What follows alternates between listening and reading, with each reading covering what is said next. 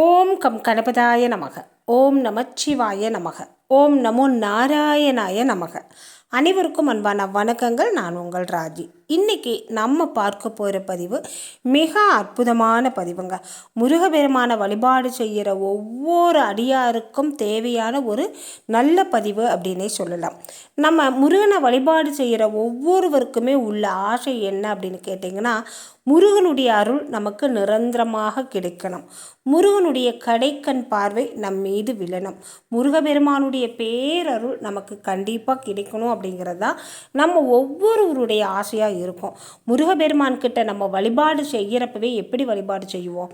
அப்பனே முருகா ஞான பண்டிதா, உன்னுடைய கடைக்கண் பார்வையாவது என் மீது விழ வேண்டும். உன்னுடைய அருள் எப்பவுமே எனக்கு கிடைக்கணும். எப்பவும் எந்த நேரத்திலும் எந்த சூழ்நிலையிலும் உன்னை மறவாத ஒரு நல்ல எண்ணம் வேண்டும், இறை சிந்தனை வேண்டும். முருகபெருமானுடைய பேரருளும் கருணையும் எனக்கு எப்பவுமே கிடைக்கணும். நான் உன்னை மறந்தாலும் நீ என்னை மறந்துடக்கூடாது. எப்பவும் நிழல் போல என்னை தொடர்ந்துட்டே இருக்கணும். நான் செய்கிற ஒவ்வொரு செயல்லையும் உன்னுடைய கருணை நிறைந்து இருக்கணும் முருகா அப்படின்னு தான் நம்ம ஒவ்வொருத்தரும் வழிபாடு செய்வோம். இந்த முருகபெருமானுடைய கடைக்கண் பார்வை நம் மீது விழுந்து விட்டால் போதுங்க, இந்த உலகத்தில் மாயையாக தோன்ற பணம், பதவி, புகழ் இவை அனைத்தும் நமக்கு மிக எளிதில் கிடைத்திரும். முருகனுடைய பேரருள் கிடைக்கிறது தான் ரொம்ப கஷ்டம். முருகனுடைய பேரருள் நமக்கு கிடைச்சிருச்சு அப்படின்னா இந்த மற்ற விஷயங்களெல்லாம் நமக்கு மிக எளிதில் கிடைக்கும். இந்த சமுதாயத்தில் இறை சிந்தனையோடும் நல்ல எண்ணத்தோடும் ஒரு சிறந்த மனிதனாக நம்ம இருந்தாலே நமக்கு கிடைக்க வேண்டியதெல்லாம் காலகாலத்தில் அதாவது நடக்க வேண்டிய நேரத்தில் நிச்சயமாக சத்தியமாக நல்ல முறையில் நடக்குங்க. எந்த சூழ்நிலை வந்தாலும் நம்மளுடைய நேர்மையிலிருந்து நம்ம விலகக்கூடாது. எப்பேற்பட்ட துன்பமும் கஷ்டமும் வந்தாலும் அந்த நேரத்தில் தான் இறைவனை நாம் இறுக பற்றி கொள்ளணும்.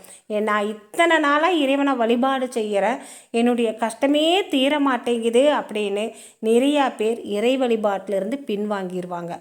ஆனால் கஷ்டம் அப்படிங்கிறது வர்றப்ப தான் நம்ம இறைவனை அளவுக்கு அதிகமாக வழிபாடு செய்யணும். இறை வழிபாடு அப்படிங்கிறத முழு நேரமாக செய்ய வேண்டியது இல்லைங்க. ஒரு நாளைக்கு ஒரு முறையாவது முருகா என்ற நாமத்தை சொல்லி என்னுடைய துன்பத்தை தீர்த்து விடு தெய்வமே அப்படின்னு கேட்டாலே போதும்.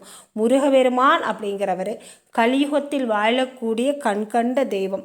இன்றைக்கும் சித்தர் ரூபத்தில், முனிவர் ரூபத்தில், மயில் ரூபத்தில் இப்படி ஒவ்வொரு ரூபத்திலையும் ஒவ்வொருவருக்கும் காட்சி கொடுத்து அவரவர் பிரச்சனையை தீர்த்து வைக்கிறார் முருகபெருமான்.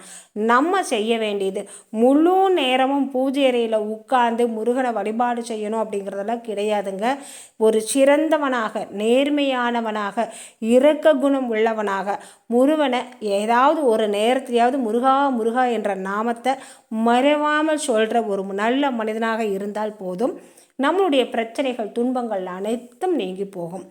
அருணகிரிநாதருடைய வாழ்க்கை வரலாறு நம்ம எல்லாருக்குமே தெரியும். ஒரு சாமானியராக இருந்த அருணகிரிநாதர் எல்லா விதமான கெட்ட பழக்கங்களுக்கும் ஆளான அருணகிரிநாதருக்கு முருகனின் கடைக்கண் பார்வை விழுந்த பின்பு இன்றளவிலும் பேரும் புகழும் பெற்ற ஒரு சிறந்த சித்தராக இருக்கிறார்.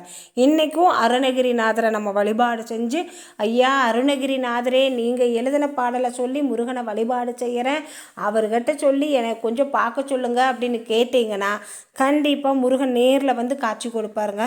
முருகனுடைய பேரருள் நமக்கு கிடைக்கும்.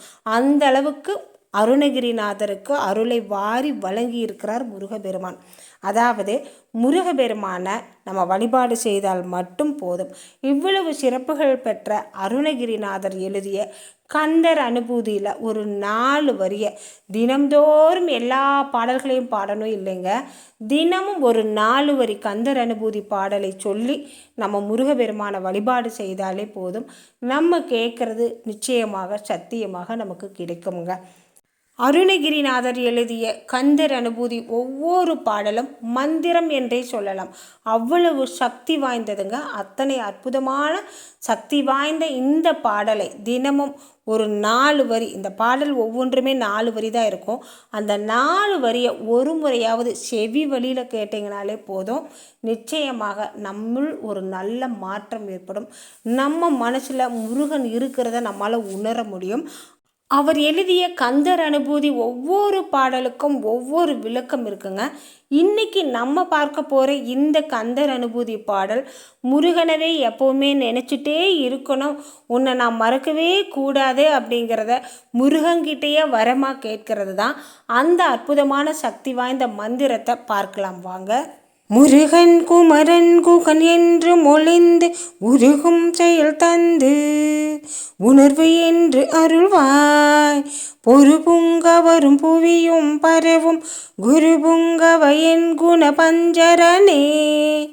8 குணங்களுக்கும் உருவிடமானவனே, கருணை மனம் நிறைந்தவனே, முருகபெருமானே, ஞான பண்டிதனே, தேவலோகத்தில் வாழும் தேவர்களும் வழிபாடு செய்யக்கூடிய தெய்வமே, இந்த பூவுலகில் வாழும் பூவுலகத்தாரும் வழிபாடு செய்யக்கூடிய கலியுக கண்கண்ட தெய்வமே முருகபெருமானே.